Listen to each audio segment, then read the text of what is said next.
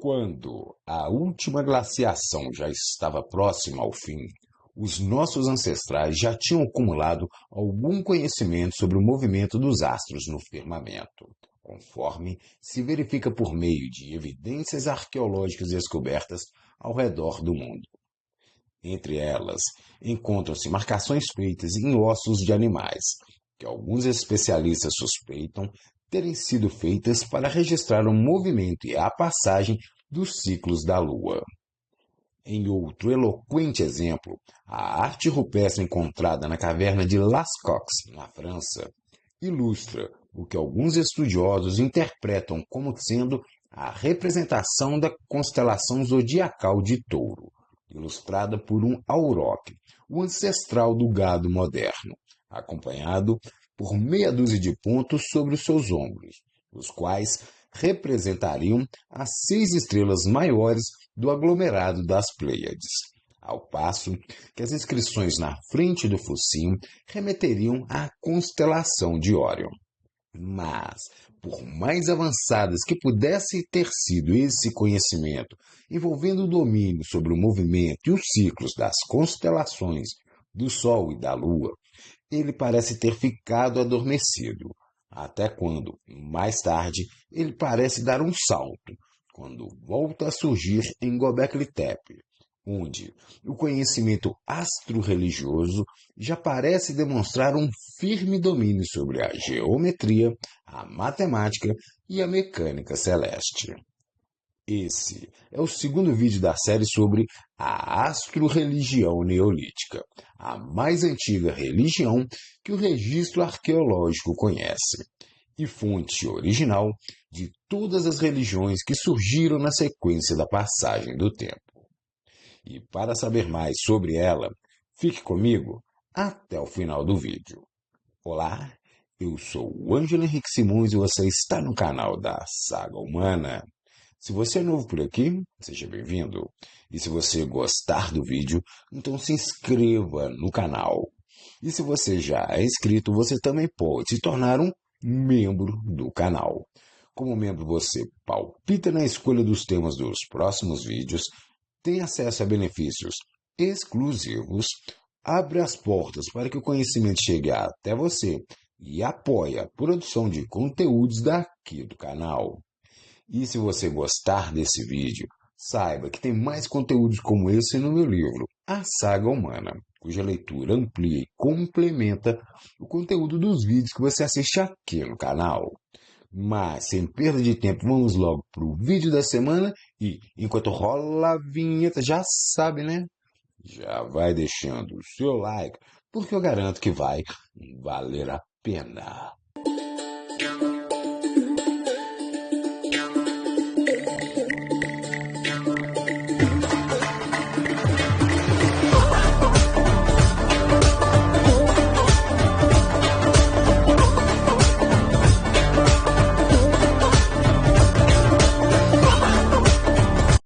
A arqueoastronomia de Göbekli Tepe.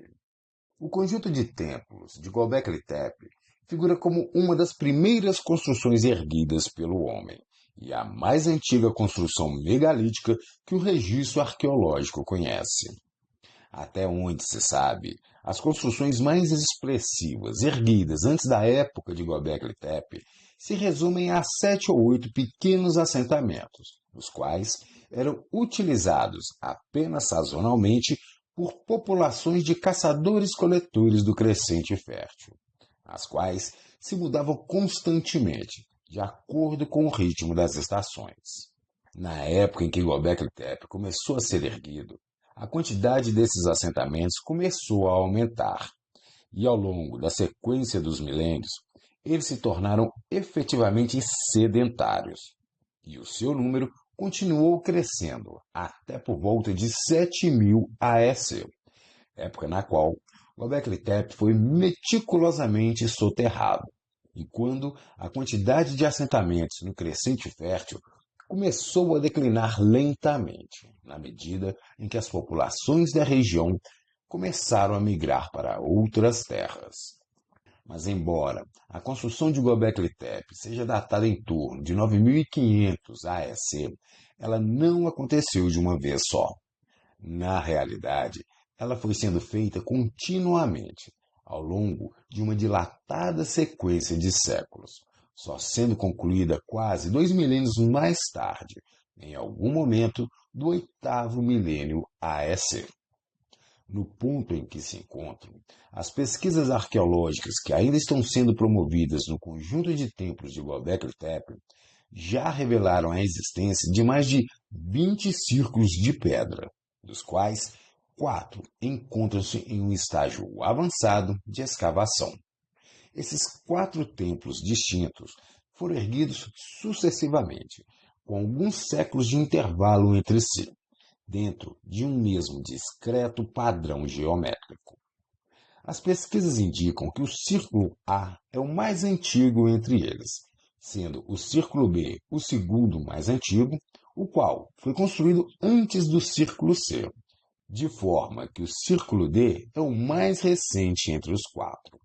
Vale acrescentar que esses círculos vão se sofisticando na medida em que vão sendo construídos cada vez mais ao norte. A pesquisa arqueoastronômica indica que cada um desses círculos figura como um templo de astroobservação independente, os quais mantêm o alinhamento da esfera celeste atualizada, conforme os céus foram sendo vistos em cada uma das diferentes épocas em que esses círculos foram erguidos. A função e os alinhamentos desses 4 círculos são alvos de muita especulação, a qual surge a partir da busca que os pesquisadores promovem por eventuais conexões que possam existir entre a localização dos pilares e a posição dos astros, conforme eles eram vistos nos céus na época de construção de cada um desses 4 templos. Nesse sentido, são apontadas inúmeras correlações, o que inclui alinhamentos com a constelação de Órion, com a estrela Sírius, a mais brilhante dos céus noturnos, e também com a constelação do Cisne, entre outras. Mas, entre todas as correlações possíveis, uma das que mais parecem contribuir para o entendimento da arqueoastronomia do conjunto de templos de Göbekli Tepe, talvez seja aquela que existe com as constelações do Cisne e de Boeiro.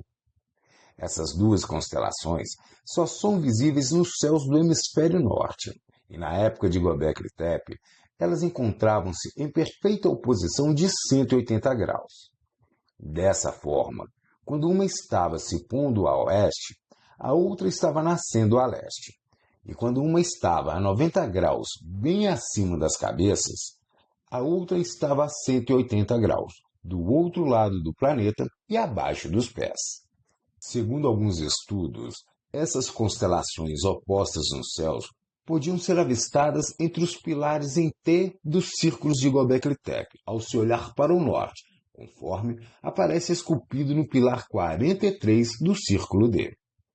Mas qualquer que tenha sido a relevância desse pilar para os construtores de Göbekli Tepe,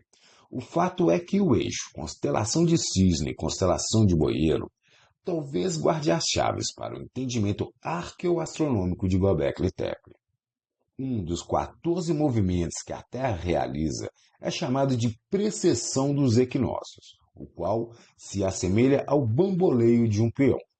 Esse movimento é decorrente da oscilação do eixo norte-sul da Terra, que gira no sentido horário, descrevendo um círculo completo de 360 graus nos céus, a uma velocidade de 1 grau a cada 72 anos. Na medida em que esse lento movimento vai se desenhando com a passagem dos séculos, o eixo do Polo Norte da Terra vai avançando sobre cada uma das 12 diferentes constelações da faixa zodiacal. Cada uma dessas constelações ocupa 1/12 do arco celeste de 360 graus, de forma que o movimento do eixo do Polo Norte permanece apontado para cada um desses 12avos por 2.160 anos, que é o tempo de duração de cada uma das 12 eras zodiacais. Mas enquanto os planetas orbitam o Sol, tendo como pano de fundo as constelações zodiacais no sentido anti-horário, o eixo axial da Terra gira no sentido contrário. Por esse motivo, a sequência dos signos zodiacais mensais segue no sentido inverso ao da sucessão das eras zodiacais, a qual completa um ciclo inteiro a cada 25.920 anos, tempo que o eixo axial da Terra percorre os 360 graus do arco celeste. Atualmente, esse eixo encontra-se muito próximo ao ponto de virada da Era de Peixes para a Era de Aquário. É sobre isso que falam aqueles que dizem que estamos na iminência de ingressar na Era de Aquário. Mas voltemos ao eixo constelação de Cisne e constelação de Boeiro, e as chaves que ele parece guardar para o entendimento arqueoastronômico dos templos de Göbekli Tepe.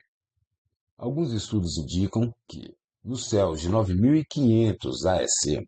quando um observador olhava através dos pilares T do círculo A, o mais antigo, esse eixo era visto bem alinhado com os pilares. Mas com o passar do tempo, o movimento de precessão dos equinócios acabou eliminando esse alinhamento, de forma que, passados cerca de 12 séculos, esse alinhamento teria se deslocado cerca de 17 graus para o norte. Diferentes autores apontam que essa diferença de 17 graus teria sido o motivo da construção do Círculo B, o qual realinharia o eixo Cisne-Boeiro com os pilares T desse círculo nos céus de 8.300 AEC. Cerca de 6 séculos mais tarde, uma nova diferença de 8 graus teria sido reparada por meio da construção do Círculo C, o qual realinharia o eixo celeste e os pilares T nos céus de 7.700 AEC. E mais uma vez, após cerca de 6 séculos, a construção do Círculo D realinharia o eixo celeste com os pilares nos céus de 7.100 AEC, quando uma nova diferença de 8 graus teria sido eliminada. Entre outros feitos, essa surpreendente capacidade dos construtores de Göbekli Tepe em perceber um atraso tão sutil no movimento dos ponteiros do grande relógio celeste impressiona os investigadores e lança as bases de um crescente conhecimento envolvendo os campos da matemática, da geometria e da mecânica celeste. Até onde se sabe, nenhuma evidência indica que os sacerdotes dessa embrionária astro-religião tivessem tido qualquer conhecimento envolvendo o movimento de precessão dos equinócios. Muito embora eles tenham se revelado capazes de corrigir essa distorção causada no relógio celeste, ao longo da passagem dos séculos. Esse progressivo conjunto de conhecimentos tornou-se a base na qual se estabelecia a astro-religião neolítica, que consolidava cada vez mais o acordo agrícola firmado entre os deuses e os homens, o qual era intermediado pelos sacerdotes. Com base nesses conhecimentos, a astro-religião se mostraria capaz de garantir a fartura e a abundância de alimentos ao longo dos séculos, fato que a projetava e a fazia expandir. O zodíaco de Göbekli Tepe. Zodíaco é uma palavra de origem grega que significa círculo de animais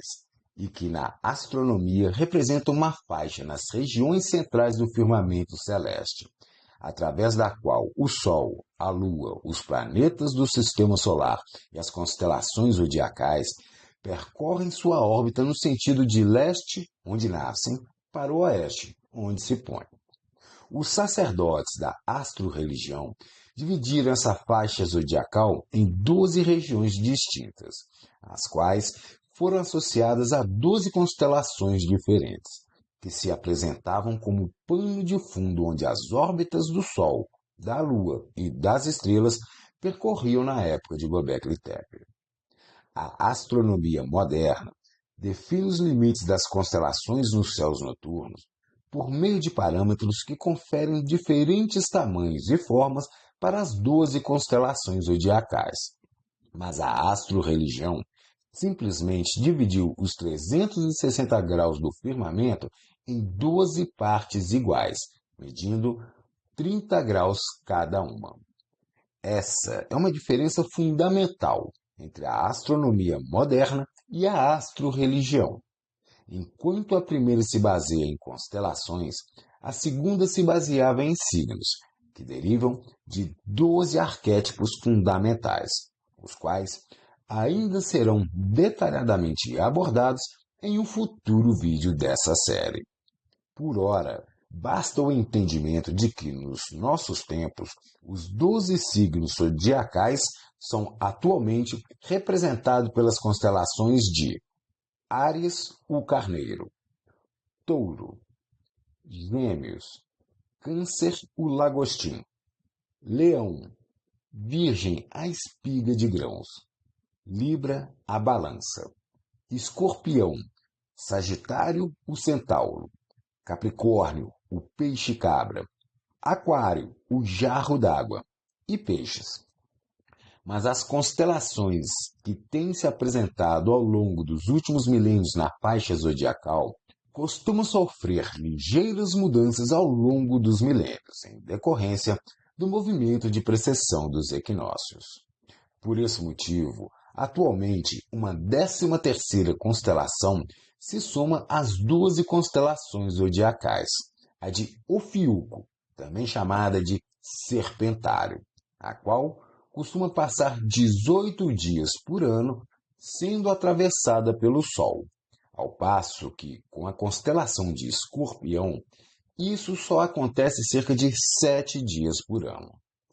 Mas esse é um fato de interesse apenas para o campo da astronomia, e não para a antiga astroreligião,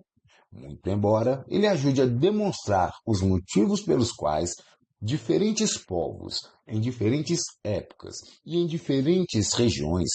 eventualmente acabaram adotando conteúdos mitológicos nem sempre coincidentes para cada um dos 12 signos zodiacais. Mas mesmo que, eventualmente, esses conteúdos tenham incorporado valores distintos pelos diferentes povos que adotaram a astroreligião ao longo do tempo, o fato é que, de maneira geral, eles parecem ter incorporado sempre valores de relativa equivalência,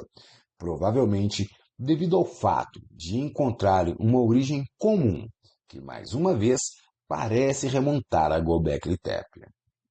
No Círculo D de Göbekli Tepe, o mais recente dos 4, encontra-se o Pilar 43, o qual também é conhecido como a Pedra do Abutre.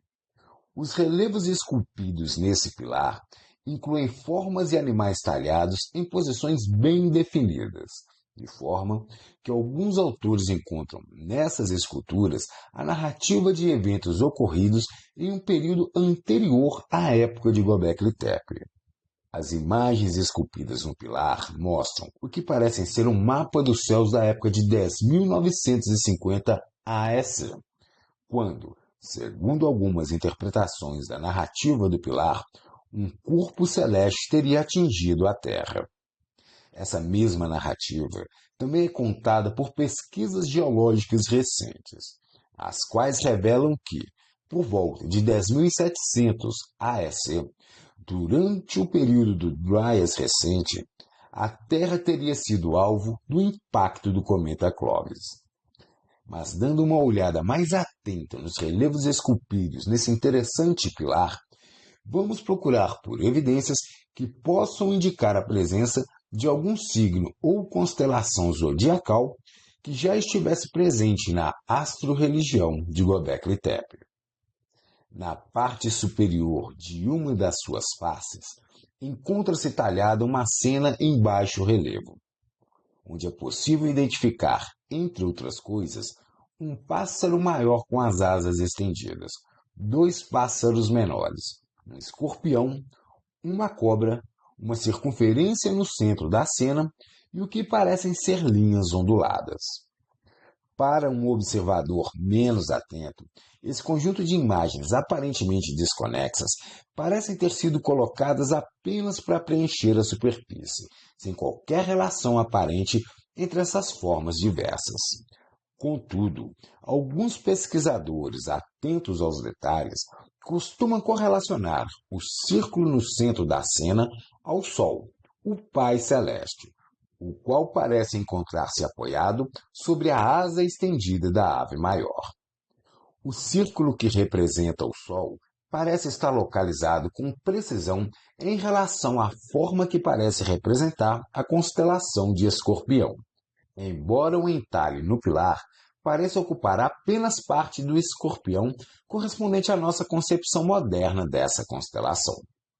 A direção na qual encontram-se apontadas as imagens do pássaro maior com as asas estendidas, o escorpião e a cobra, parecem orientadas com a intenção de enfatizar o caminho percorrido pelo Sol ao longo da sua órbita. E se projetarmos na cena o eixo com a posição da Via Láctea ao plano da órbita do Sol,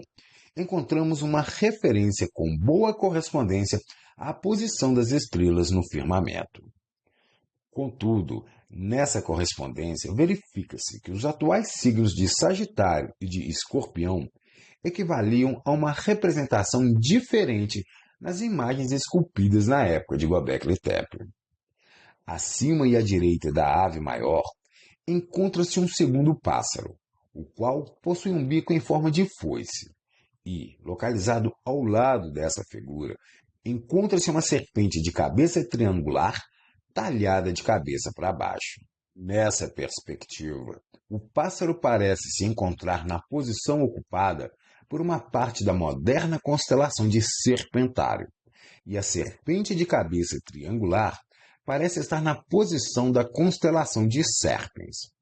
O que parece ser um terceiro pássaro encontra-se logo abaixo. Na parte inferior do pilar, abaixo do escorpião, está o que parece ser a cabeça e o longo pescoço de um quarto pássaro.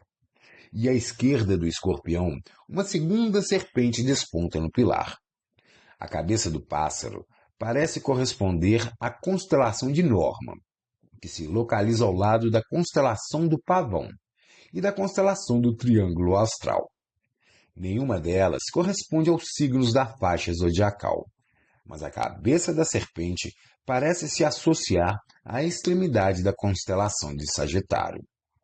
A ave maior, com as asas estendidas, foi inicialmente associada à imagem de um abutre, de onde surgiu o nome de Pedra do Abutre.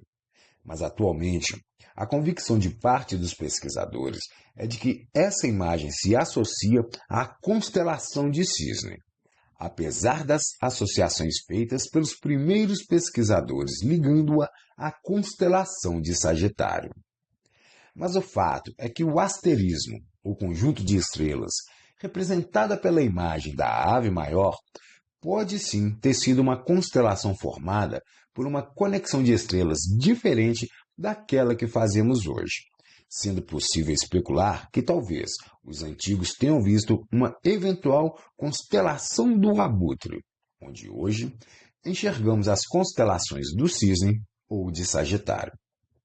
Sagitário, Cisne ou Abutre, tudo ainda é muito especulativo, mas a maioria dos autores parece convergir para o entendimento de que esse pilar ilustra, de uma forma ou de outra, as constelações dessa região do céu, a qual inclui as constelações zodiacais de Sagitário, Escorpião e Libra, além das constelações próximas como Cisne, Boeiro, Serpentário, Serpens, Pavão e outras. Alguns estudiosos já encontraram nesse pilar asterismos associados até à constelação zodiacal de Gêmeos, a qual estaria representada na parte mais superior. Mas outras constelações também parecem ter sido esculpidas em outros pilares de Göbekli Tepe, como é o caso do pilar 12 no Círculo C, onde alguns autores enxergam um asterismo associado à constelação de Pégasus, e outra a uma sucessiva representação da constelação de Boeiro, que significa pastor. Mas quaisquer que tenham sido as constelações que os construtores de Göbekli Tepe tenham tentado reproduzir nesses pilares, o fato é que o conteúdo mitológico associado a essas constelações zodiacais parecem ter sido alvo de inevitáveis mudanças ao longo da passagem dos milênios. Identificar a continuidade e a transformação desses conteúdos mitológicos associados às constelações zodiacais implica no entendimento de que as constelações e os signos com os quais estamos familiarizados atualmente nem sempre foram representados da mesma forma pelos diferentes povos que surgiram nos sucessivos períodos da nossa pré-história e história. Os signos associados às constelações são alvos de frequentes transformações, algumas vezes radicais, sujeitas à construção mitológica que as diferentes culturas escolheram projetar no firmamento. Nesse sentido, a constelação mesopotâmica do Arco e Flecha foi visualizada a partir de estrelas que atualmente integram a moderna constelação de Cão Maior e outras emprestadas das constelações vizinhas, a qual tinha a estrela Sírius como a ponta da flecha. Os antigos chineses também tiveram a sua versão da constelação do Arco e Flecha, a qual incorporava grande parte das mesmas estrelas da constelação mesopotâmica, com a diferença de que a flecha era mais curta, com a estrela Sírius formando um alvo, e não a ponta da flecha. Em outro exemplo, a moderna constelação da Ursa Maior era vista pelos antigos egípcios como a pata dianteira de um urso, e não um urso completo como a percebemos atualmente. Da mesma forma, eles também viam a constelação da Ursa Menor como um chacal, a constelação zodiacal de Câncer como um escaravelho, e a constelação de Dragão como um hipopótamo com um crocodilo nas costas. Dentro desse amplo entendimento, seria razoável supor que algumas estrelas que atualmente integram a moderna constelação de Sagitário, por exemplo, possam ter sido representadas pelos construtores de Göbekli Tepe como um asterismo totalmente original, representando uma constelação do abutre, com as asas estendidas. Portudo, as interpretações sobre as representações celestes esculpidas em Göbekli Tepe ainda são bastante especulativas e costumam figurar como um tema de extensivos e inconclusivos debates. Por outro lado, parece certo que os sacerdotes da astro-religião de Göbekli Tepe já identificavam as constelações da faixa zodiacal, sendo que algumas delas talvez até já tivessem um conteúdo mitológico igual, ou pelo menos muito parecido, com aqueles que reconhecemos atualmente. As constelações do zodíaco, desde sempre, parecem ter sido codificadas nos céus noturnos. E a partir do surgimento da astro-religião e do amplo conhecimento que ela desenvolveu, elas parecem ter se relacionado com questões práticas envolvendo a economia agrícola pastoril, quando se tornou necessário identificar as diferentes épocas do ano para se realizar o esforço de semear a terra ou de plantar as sementes, e também para reconhecer a melhor época para se fazer a colheita e garantir a fartura de alimentos para a comunidade. E no início dos tempos de expansão desse conhecimento astro-religioso, foi a partir de Göbekli Tepe que ele começou a se dispersar. Como consequência, muitos dos novos assentamentos que começaram a surgir no entorno de Göbekli Tepe também adotaram os padrões da nascente astro-religião, conforme se verifica na arquitetura megalítica de algum desses assentamentos, que também esculpiram seus próprios pilares em forma de T. Nesses novos assentamentos, a agricultura foi efetivamente dominada e a astro-religião criou raízes. Na sequência da época de Göbekli Tepe, os antigos assentamentos seminômades começaram a se tornar, de fato, sedentários, e formas de especialização de trabalho começaram a surgir, assim como formas mais complexas de organização social e de novos hábitos alimentares. A produção começou a ser armazenada nos assentamentos da região, e o excedente tornou-se uma valiosa moeda de troca para ser negociada junto às comunidades vizinhas, a fim de que itens mais difíceis de serem conseguidos pudessem ser trocados.